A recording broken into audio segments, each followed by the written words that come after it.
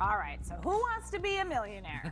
Probably all of us, right? I don't think anybody would say no. Local financial advisor Brad Allen with Drake & Associates is here this morning. He's going to give us some advice on boosting our 401k balance. Thanks so much for coming in. Thanks for having me. So $1 million, that's $1 million, yeah. That's the target, right? A record number of Fidelity 401ks hit $1 million this year. 196,000 401ks. That's up from 180,000 in January. Wow. So this market uptrend throughout the year has helped out a lot of 401ks, and for a lot of people, they're asking, how do I get there? But also, how do I preserve what I have in there? Yeah. With the volatility on the market, especially if you're getting closer to retirement, you want to start pulling back on the risk. So those are some of the things to start thinking about. All right. So there's a few steps that we can take to kind of get some of that cash going and get to that $1 million mark. What's the first step? So the first one is making it, getting that payment from your employer. It's free money. Get the right? free money. So a lot of employers allow you to put money in, but then they'll match it, like 50 cents on the dollar up to 6%. Okay. So make sure you're getting that free money. I always say put 10 to 15% of your paycheck into your 401k every single paycheck. Okay. But if you can't do that, do at least what the match is. Right. You want to make sure that you're getting that. And then your contributions, make those automatic.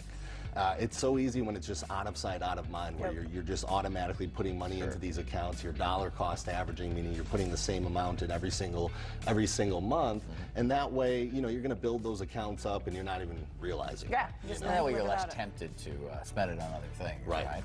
And of course, there are penalties to be avoided as well. Penalties, big penalties for taking money out early. There's a 10% penalty if you take it out before 59 and a half, and you have to pay taxes on whatever you're taking out of a 401k if it's a traditional 401k. But a big penalty to think about is once you get into retirement, there's penalties for not taking money out. After 70 and a half, you have what's called the required minimum distributions. So the government starts making you take a percentage out of your tax-deferred accounts. They want you to pay the taxes on it. So it starts at about 4% the first year, and then it goes up every year after that.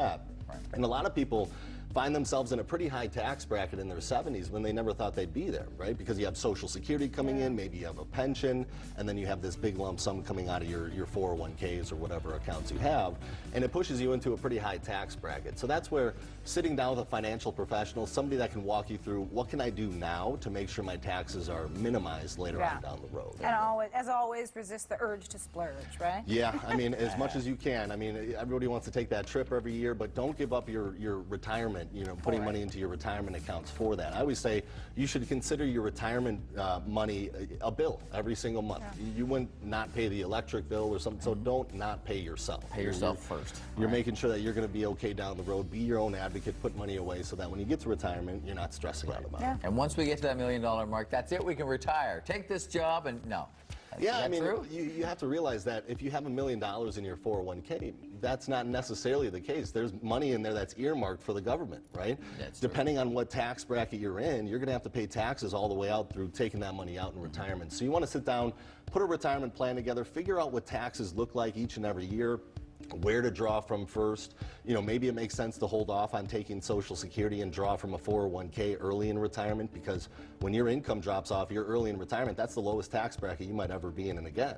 Right? So taking money out of a tax deferred account while you're in a low tax bracket makes sense, and then Social Security goes up every year, you don't take it. So there's a lot to think about. You want to sit down with a financial professional that works in retirement that can help you along the way. That's why you're here, to tell us all these things, give you a heads up. All right, thank you very much. Hopefully we helped you out a little bit. We'll be right back.